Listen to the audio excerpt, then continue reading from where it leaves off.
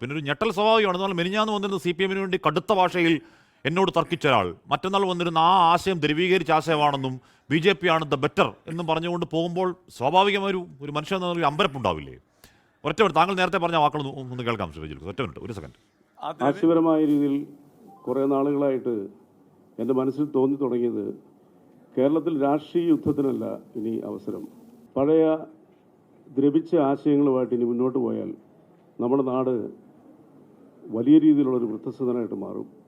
അതിന് പറഞ്ഞ വാക്ക് തന്നെയാണ് ഞാൻ നേരത്തെ കോട്ട് ചെയ്തത്. പോട്ടെ, താങ്കൾ ഓർമ്മക്കുറവാകും. പോട്ടെ, CPM ഈ പറയുന്ന വർഗീയ വിഭജനത്തിലുള്ള വാക്കുകൾ പറയുന്നു എന്ന് പറഞ്ഞ് താങ്കൾ പോകുന്ന ക്യാമ്പയിനാണ് BJP. ഒരു സെക്കൻഡ്, താങ്കൾ പറഞ്ഞാണ് ധ്രുവീകരിച്ച ആശയം. എനിക്ക് അവസരം തരണം. ഞാനത് രാഷ്ട്രീയ യുദ്ധങ്ങൾ എന്ന് പറയുന്ന ദ്രവിച്ച ആശയത്തിനോട് എനിക്ക് യോജിപ്പില്ലെന്ന് പറയാം. അല്ലാണ്ട് ഞാൻ ഏതെങ്കിലും ഒരു പർട്ടിക്കുലർ പാർട്ടിയല്ല വാക്ക്. നിങ്ങൾ ആ ബൈറ്റിനോട് ഇപ്പം കേട്ടില്ലേ? രാഷ്ട്രീയ യുദ്ധം എന്ന ദ്രവിച്ച ആശയങ്ങളോടല്ല എനിക്ക് യോജിപ്പില്ല എന്ന് ഞാൻ പറഞ്ഞു. അത് ഞാൻ ഉറച്ചു നിൽക്കുന്നു. അതല്ല ഇനി വേണ്ടത്. ഇനി പുതിയ തലമുറയെ അഡ്രസ്സ് ചെയ്ത് കേരളത്തിനെ ലോകത്തിനൊപ്പം എത്തിക്കുന്നതിൽ രാജ്യത്തോടൊപ്പം ചേർന്നുകൊണ്ട് ഈ രാജ്യത്തെ ലോകത്തിന് മുമ്പിൽ 4ാം ശക്തിയെ വളർത്തിയ ഒരു രാഷ്ട്രീയ പ്രസ്ഥാനത്തിനോടൊപ്പം യാത്ര ചെയ്യണമെന്ന് ആഗ്രഹിച്ച ഞാൻ എങ്ങനെയാണ് നിങ്ങൾ ഒരാഴ്ച മുമ്പൊക്കെ താങ്കൾ പറഞ്ഞ കടുത്ത BJP വിമർശനം, BJP കടുത്ത വർഗീയവാദികളുടെ പാർട്ടിയാണ്, അത് പറയുന്ന വർഗീയ നാടിനെ കുട്ടിച്ചോറാക്കലാണ് എന്ന് പറഞ്ഞ് ഒരു മാസം മുമ്പൊക്കെ താങ്കൾ പറഞ്ഞ വാക്ക് കേൾപ്പിച്ചു തരണോ? ഞാൻ ഒറ്റ മാസം മുമ്പ് BJP-യുടെ കൊടിയ വിമർശകൻ, കൊടിയ വർഗീയവാദം അവരെ വിളിച്ചുകൊണ്ടിരുന്നവർ, ഇന്ന് മെനിഞ്ഞാന്നത് പറഞ്ഞ ആൾ ഇന്നലെ വന്നിരുന്നു BJP ആണ് ഒരു വർഗീയതയും പറയാത്ത പാർട്ടി, CPM മൊത്തം വർഗീയത പറയുന്ന പാർട്ടി എന്നൊക്കെ പറഞ്ഞ് ദഹിക്കുവോ? ഇതെന്തുവാ ഇത്? നിങ്ങൾ കേൾക്കൂ, കേരളത്തിലെ ജനങ്ങളിൽ ദഹിക്കുന്ന ഒരു വലിയൊരു വിഭാഗം തന്നെ നിങ്ങൾ ദഹിക്കുകയെന്ന് പറയുന്ന ഇതിലേക്ക് യാത്ര ചെയ്യാൻ തുടങ്ങിക്കഴിഞ്ഞു. നിങ്ങൾക്ക് യാതൊരു സംശയമില്ല കാര്യം. ഞാൻ BJP-യിലേക്ക് നൂറുകണക്കിനായ ആളുകളെ ഞാൻ പറയുന്നതല്ല. അങ്ങേക്ക് ഇപ്പോ കഴിഞ്ഞ മാസം വരെ BJP കൊടിയ വർഗീയവാദം പറഞ്ഞുകൊണ്ടിരിക്കുന്ന പാർട്ടിയാണെന്ന് പറഞ്ഞ് താങ്കൾക്ക് മെനിഞ്ഞാന്നും പറഞ്ഞ താങ്കൾക്ക് ഇന്നലെ കൊണ്ട് ഇത് മൊത്തം ദഹിച്ച് പെട്ടെന്ന് BJP എന്താണ് വളരെ ഒരു പുണ്യാത്മാക്കളുടെ പാർട്ടി എന്ന് തോന്നുന്നു. അങ്ങേക്ക് ദഹിച്ചതാണ് എനിക്ക് അത്ഭുതം. കാര്യം താങ്കൾ വന്നിരുന്ന് പറഞ്ഞതിന് കയ്യും കണക്കുണ്ടോ BJP-ക്കെതിരെ? റജി ലൂക്കോസ് ഇല്ലില്ലില്ലില്ല, അത് ഹാഷ്മി ക്രിയേറ്റ് ചെയ്യുന്ന നരേഷനാണ്. ഞാൻ അങ്ങനെയല്ല പറഞ്ഞത്. നിങ്ങൾക്കറിയില്ല അതിൻ്റെ ഇന്ത്യയിൽ നിങ്ങളൊന്ന് മനസ്സിലാക്കേണ്ട കാര്യം, ഈ രാജ്യത്ത് ഒരു രാഷ്ട്രീയ പ്രസ്ഥാനമോ മറ്റു രാഷ്ട്രീയ കക്ഷികളോ നിലനിൽക്കുമ്പോൾ ഒരാൾക്ക് തങ്ങളുടെ രാഷ്ട്രീയ പ്രസ്ഥാനം മുമ്പോട്ട് പോകുന്നത് ശരിയല്ല എന്ന് തോന്നിക്കഴിഞ്ഞാൽ മറ്റൊരു രാഷ്ട്രീയ പ്രസ്ഥാനത്തിലേക്ക് നമ്മുടെ മനസ്സിലുണ്ടായിരുന്ന ആ രാഷ്ട്രീയത്തെക്കുറിച്ചുള്ള മിഥ്യാധാരണകൾ മാറ്റി അത് ശരിയെന്ന് തോന്നിക്കഴിഞ്ഞാൽ ആ ചിന്താഗതി മാറ്റുന്നതിൽ എന്ത് അപകടമെന്ന് നിങ്ങൾ പറയുന്നത്? 24 മണിക്കൂർ ആശയം മാറ്റുന്ന ചോദ്യം കേട്ടപ്പോൾ എന്നെ അത്ഭുതപ്പെടുത്തി. ഇല്ലേ, ഒരു അപകടം. 24 മണിക്കൂർ മുമ്പ് ഈ പറയുന്ന മാറാട് പോലെയുള്ള ഗുരുതരമായ വിഷയങ്ങൾ പുറത്തേക്കിട്ട AK ബാലനെ താങ്കൾ ന്യായീകരിക്കുകയായിരുന്നു. എന്നിട്ട് ഒരു ദിവസം കഴിയുമ്പോഴത്തേക്ക് CPM പറയുന്ന വർഗീയതയാണ്, BJP ആണ് നല്ലതെന്ന് പറഞ്ഞാൽ അത് എങ്ങനെയാണ് ഇത് മനസ്സിലാകുന്നത്? എനിക്ക് മനസ്സിലായി. താങ്കൾക്ക് തെറ്റി. ബഹുമാനപ്പെട്ട AK ബാലന്റെ വാക്കുകൾ നിയന്ത്രിക്കണം, ഇദ്ദേഹത്തിന് റെസ്റ്റ് കൊടുക്കണമെന്ന് പറഞ്ഞ് ഞാൻ മിനിഞ്ഞാന്ന് പോസ്റ്റ് ഇട്ടതാ. ഇന്നലെ ഒരു ചാനലിൽ ഞാൻ ബൈറ്റ് കൊടുത്തപ്പോൾ അത് ശരിയായില്ല, അത് തെറ്റാണെന്ന് പറഞ്ഞ ആളാണ് ഞാൻ. എൻ്റെ ഫേസ്ബുക്കിൽ താങ്കൾ ഇന്നലെ എൻ്റെ ഫേസ്ബുക്ക് ഓപ്പൺ മെനിഞ്ഞാന്നിന്റെ ചർച്ചയിൽ താങ്കൾ വന്നിരുന്ന് ന്യായീകരിക്കുകയായിരുന്നു. പ്രസാരം നടത്തിയില്ലല്ലോ. ഞാൻ AK ബാലൻ എന്ന് പറഞ്ഞ വ്യക്തി പറഞ്ഞ ജമാഅത്തെ ഇസ്ലാമി ഇവിടെ കേരളത്തിൽ മാറാടുകൾ ആവർത്തിക്കുമെന്ന് പറഞ്ഞതിനെ ഞാൻ സപ്പോർട്ട് ചെയ്തിട്ടില്ല. I am sure about that. അതല്ലേ പറഞ്ഞ് ഇന്നലത്തെ എൻ്റെ ഫേസ്ബുക്ക് പോസ്റ്റ് നിങ്ങൾ കാണുന്നതൊക്കെ ഞാൻ അദ്ദേഹത്തിന് വിമർശിക്കൊണ്ട് അദ്ദേഹത്തിന് ചിത്രങ്ങൾ സഹിതം ഞാൻ പോസ്റ്റ് ഇട്ടു. കേരളം എന്ന് പറയുന്ന ഭൂമിയ ഒരിക്കലും ഇത്തരം വാക്കുകൾ കേട്ട് അല്ല. റജി ലൂക്കോസ്, CPM വിടാനുള്ള കാരണങ്ങൾ പറഞ്ഞാൽ ഒരു 2 കാരണം എന്തായിരിക്കും? രണ്ട് കാരണം എന്തായിരിക്കും താങ്കൾ പറയുന്നത്? അല്ല, CPM മിനിഞ്ഞാന്ന് വരെ ചാനലുകൾ വന്നിരുന്നു, ഘോരഘോരം വാദിച്ച ഒരു പാർട്ടി വിടാൻ ഒറ്റ ദിവസം കൊണ്ട് വിടാനുള്ള 2 കാരണങ്ങൾ ചോദിച്ചാൽ അങ്ങ് പറയുന്ന കാരണങ്ങൾ എന്തായിരിക്കും റജി ലൂക്കോസ്? 2 കാരണങ്ങൾ. ഒന്ന്, കേരളത്തിൽ വർഗീയത പടർത്തി കേരളത്തിൽ വേരൂന്നാൻ ആഗ്രഹിക്കുന്ന രാഷ്ട്രീയ പ്രസ്ഥാനമാണ് BJP എന്നുള്ളൊരു ആരോപണം ഞാനും ഉന്നയിച്ചിട്ടുണ്ട്, മാധ്യമങ്ങളും ഉന്നയിച്ചിട്ടുണ്ട്, ഇവിടുത്തെ മറ്റു പലരും ഉന്നയിച്ചിട്ടുണ്ട്. എന്നാൽ കഴിഞ്ഞ കുറേ നാളുകളായിട്ട് ഞാൻ പ്രവർത്തിച്ചിരുന്ന ഇടതുപക്ഷം ഇപ്പോൾ വർഗീയപരമായിട്ട് കേരളത്തിലെ ജനങ്ങളെ ധ്രുവീകരിക്കാൻ ഉള്ള ശ്രമം നടത്തുന്നത് അതൊരു അപകടമായിട്ട് തന്നെ എനിക്ക്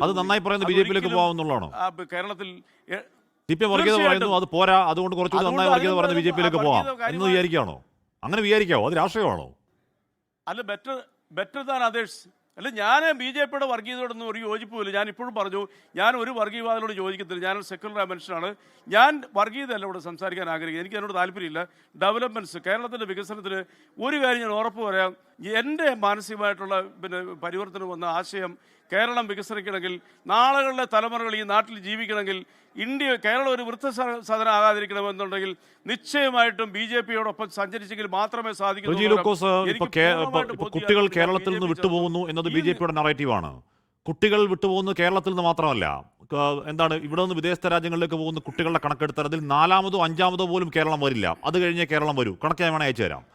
രണ്ടാമത്തെ കാര്യം, വികസനത്തിനൊപ്പം താങ്കൾ BJP-യിലേക്ക് പോയെന്ന് പറഞ്ഞാൽ കേരളത്തെ ചൂണ്ടി ഇന്ന ഇന്ന സംസ്ഥാനങ്ങൾ, BJP ഭരിക്കുന്ന സംസ്ഥാനങ്ങൾ കേരളത്തെക്കാൾ മെച്ചപ്പെട്ടതാണ് എന്ന് പറയാനുള്ള ഒറ്റ സംസ്ഥാനത്തിന്റെ പേരങ്ങ് പറ.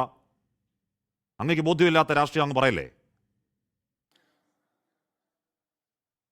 കേരളത്തിനേക്കാളും മെച്ചപ്പെട്ട സംസ്ഥാനം എന്ന് പറയുന്നത്, ഇന്ത്യയിലെ നമ്പർ 1 സംസ്ഥാനം എന്ന് പറയുന്നത് സാമ്പത്തികപരമായിട്ടുള്ള കാര്യത്തിലും വികസനത്തിൻ്റെ കാര്യത്തിൽ ഞാൻ കേരളം വികസിച്ചിട്ടില്ല എന്ന് ഒരിക്കലും പറയുന്നില്ല. കേരളത്തിലെ വികസനത്തിനെ ഞാൻ അന്നും ഇന്നും ആത്മാർത്ഥത്തോടുകൂടി പ്രശംസിക്കുന്ന ഒരാളാണ്. അത് ഞാൻ പ്രവർത്തിച്ച രാഷ്ട്രീയ പ്രസ്ഥാനത്തിന്റെ നേട്ടമാണ്. അങ്ങ് തന്നെ ഒറ്റ മാസം മുമ്പ് ചോദിച്ചത് ഞാൻ തിരിച്ചു ചോദിക്കാം. അങ്ങ് തന്നെ എന്റെ ഒരു ചർച്ചയിൽ അങ്ങ് തന്നെ ഒരു മാസം മുമ്പ് ചോദിച്ച ചോദ്യം അതേ വാക്കിൽ ഞാൻ തിരിച്ചു ചോദിക്കുക. കേരളം ഇവിടെ വികസിച്ചിട്ടില്ല എന്ന് BJP പറയുകയാണെങ്കിൽ BJP ഭരിച്ച് വികസനത്തിന്റെ സപ്രപഞ്ചക്കെട്ടിലേക്ക് നയിച്ച ഒരൊറ്റ സംസ്ഥാനത്തിന്റെ പേരങ്ങ് പറ. കേരളത്തെക്കാൾ മുന്നിൽ നിൽക്കുന്ന ഒരൊറ്റ സംസ്ഥാനത്തിന്റെ പേരങ്ങ് പറ. അങ്ങയുടെ ചോദ്യമാണേ. ഒരു മാസം ഞാൻ അതേ ഞാൻ ബാക്ക് ഫയർ ചോദിക്കുക. തീർച്ചയായിട്ടും എനിക്കൊരു മറുപടി പറയാൻ പറ്റും. നിങ്ങൾ ഗുജറാത്തിലേക്ക് പോകും. ഗുജറാത്ത് നേടിയിരിക്കുന്ന നേട്ടങ്ങൾ, നിങ്ങൾ ഒരുപക്ഷെ ഗുജറാത്തിൻ്റെ ഇന്ത്യൻ ഭാഗങ്ങളെക്കുറിച്ച് ചിലപ്പോൾ നിങ്ങൾ തർക്കിക്കുമായിരിക്കും. ഗുജറാത്തിൽ വന്നിരിക്കുന്ന മാറ്റങ്ങൾ അത്ഭുതകരമായ മാറ്റങ്ങൾ. മറ്റൊരു പ്രത്യേകത ഞാൻ പറയാം, അത് ഒരുപക്ഷെ നിങ്ങൾക്ക് എന്നോട് യോജിക്കാൻ പറ്റുമെന്ന് എനിക്കറിയത്തില്ല. ഞാൻ ഇന്ത്യയിലെ വിവിധ സംസ്ഥാനങ്ങളിൽ 10-30 വർഷമായിട്ട് യാത്ര ചെയ്യുന്ന ആളാണ്.